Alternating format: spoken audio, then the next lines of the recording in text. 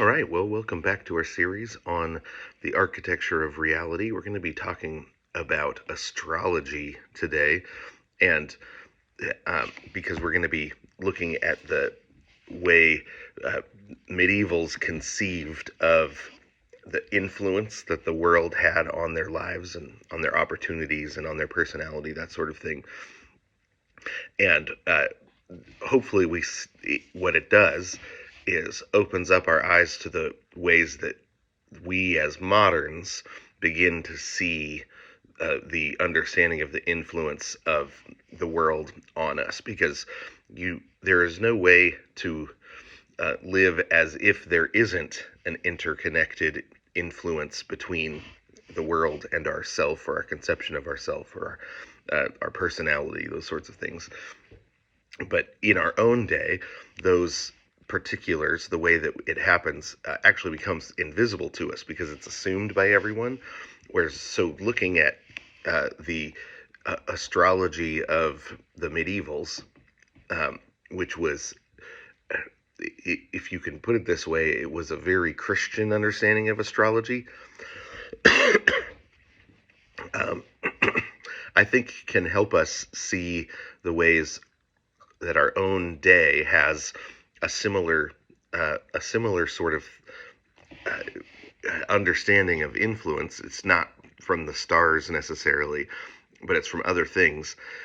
But because it's invisible to us and it wasn't invisible to them, we don't Christianize it as readily, because we just sort of let it slip past, whereas they understood the metaphor system that they lived in, or the cosmology that they believed in, and so they were constantly working to make sure that they were baptizing their understanding of influence, or submitting their understanding of influence to the scriptures.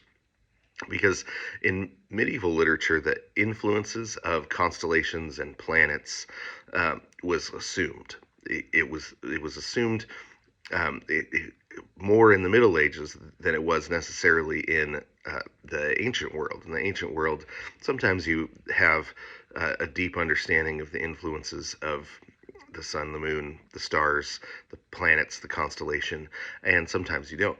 But in the Middle Ages, it's almost always assumed the cosmos, because the cosmos was seen, there was as a harmonious, interconnected system, and so celestial bodies played a really important role in the development of who we were and what the world was going to like. Planets and constellations were, they governed the physical phenomenon, the tides. They understood the connection between the tides and the planets, the weather, but also human temperaments, and even sometimes destinies. But they didn't think of destiny in a mechanistic sense. So uh, they, but all of creation was ordered in uh, a hierarchical structure, but not hierarchical by means of uh, being, but by means of authority. So uh, the planets, they believed that the planets were like a parade. They marched through the sky and put on display their glories as a way of reflecting the glories of their creator, and by doing that, they had a spiritual or mystical force. They just called it an influence. Our word influenza comes from their understanding of influence. So the same sort of way a germ, um, or a cold is affected, on us. It affects us. The planets had that same sort of thing where you go, oh, it's just there's just sort of an influence in my whole body. Well, you've got the flu, you've got influenza, um, and you don't. Uh, and we have taken it down to, or we tend to say, well, a germ causes influenza, but really, it's our body's reaction, um, that is a lot of what a lot of the experience of having the flu is actually experiencing our body's reaction to to this influence that it's trying to expurgate from us.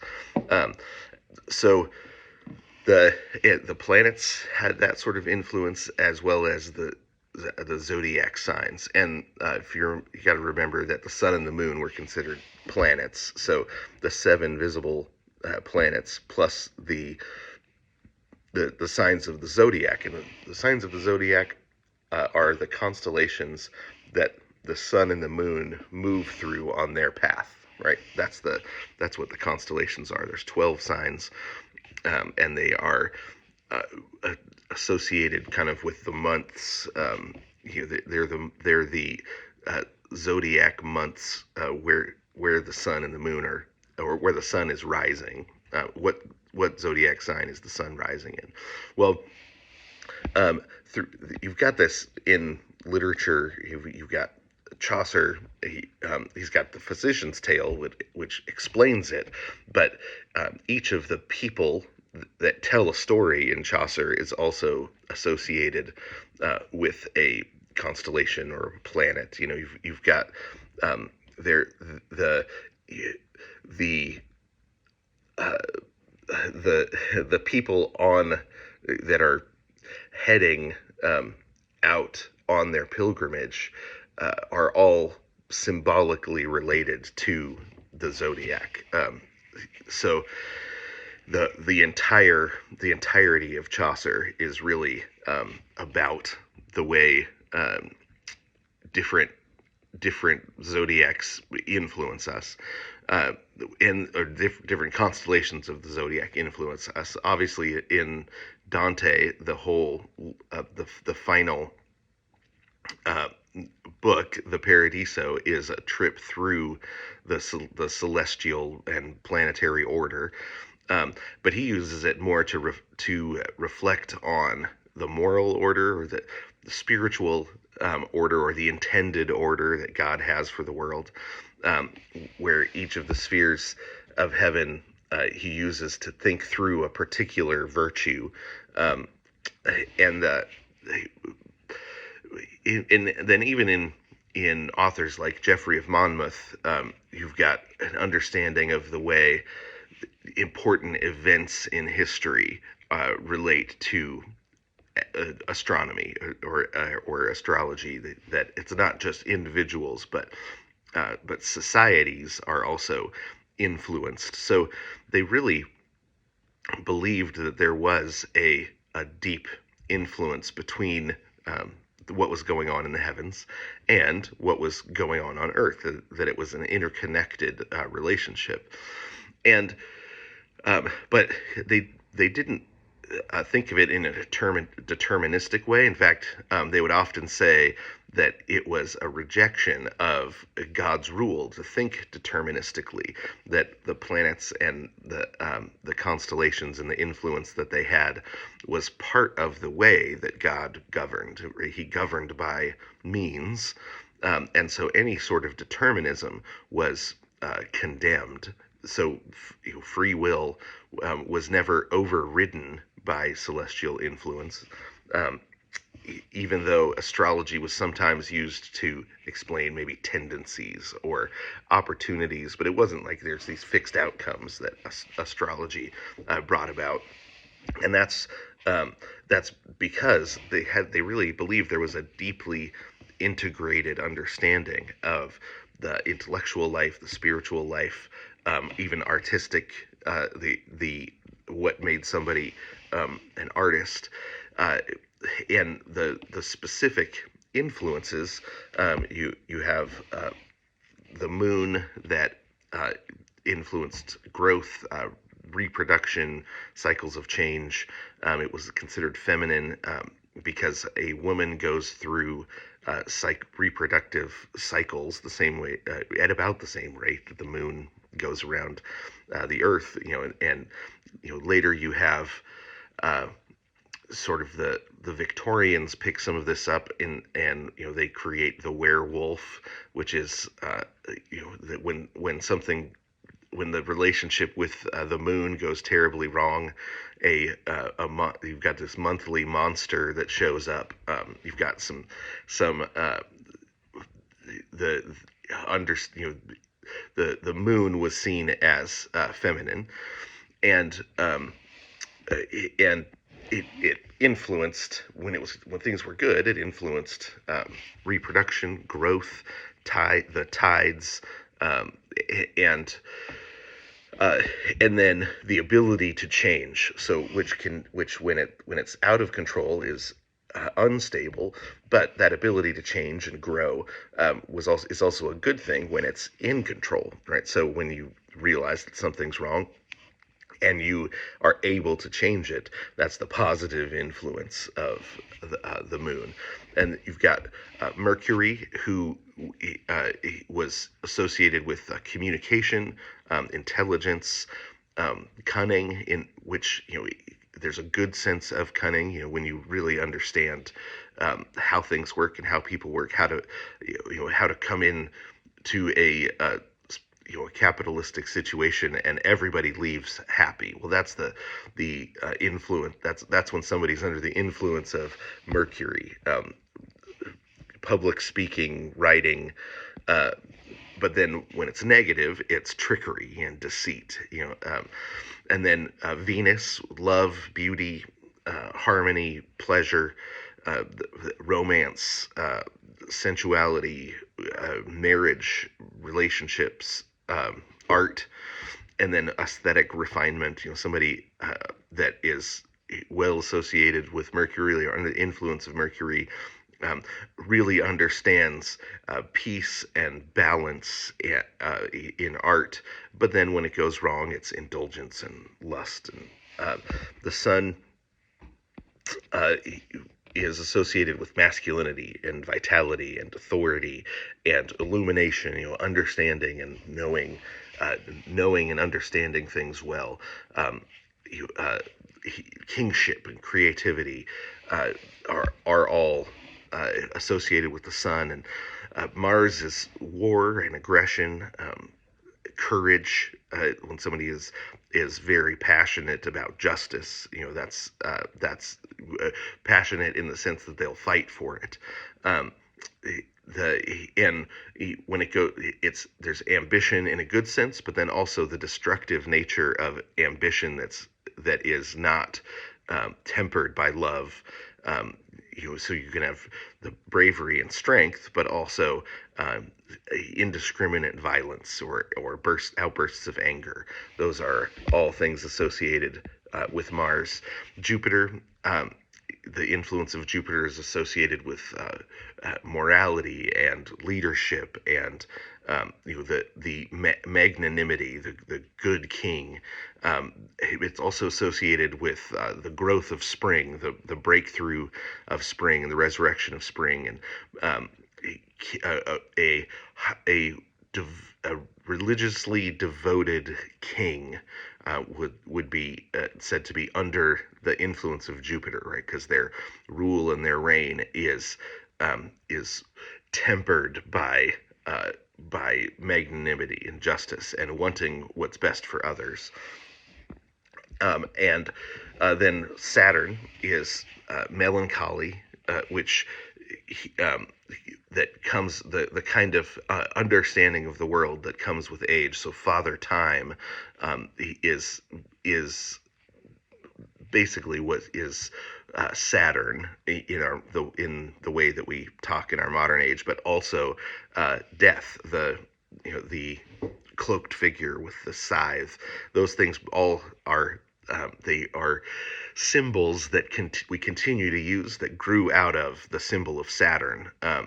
It was the boundary of the planets, is the furthest away, and so it held together everything, or it was the edge. And so structure, being responsible, persevering through hardship and sorrow, um, and continuing to do what's right, those were all the good side of Saturn. But it also the mortality, death, and melancholy are also associated with Saturn as well. So you really have um, this understanding that the planets, depending on where they are and depending on um, the the humors in your body as they understood it, the different um, the different balances within your body, that there was an influence exerted.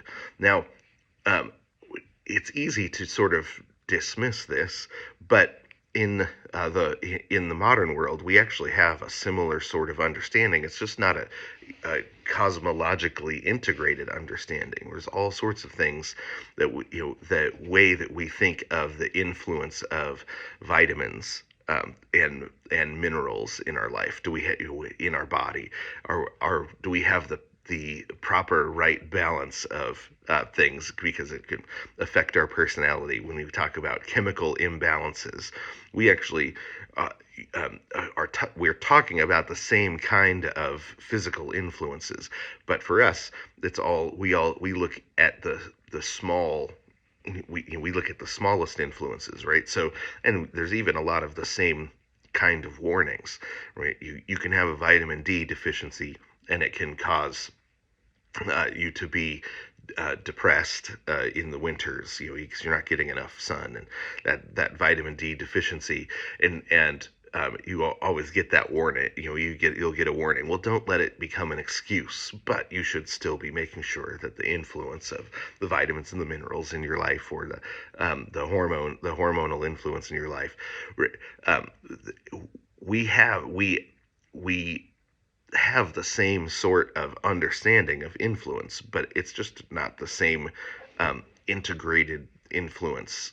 And so I think it would be interesting to really think deeply about what would it look like to think Christianly about those sorts of influences on our body, that influence our personality, influence our soul, rather than um, a sort of you know just thinking, well, no, that's just reality. Those influences are just reality. We don't have to do any sort of philosophical work to think about those.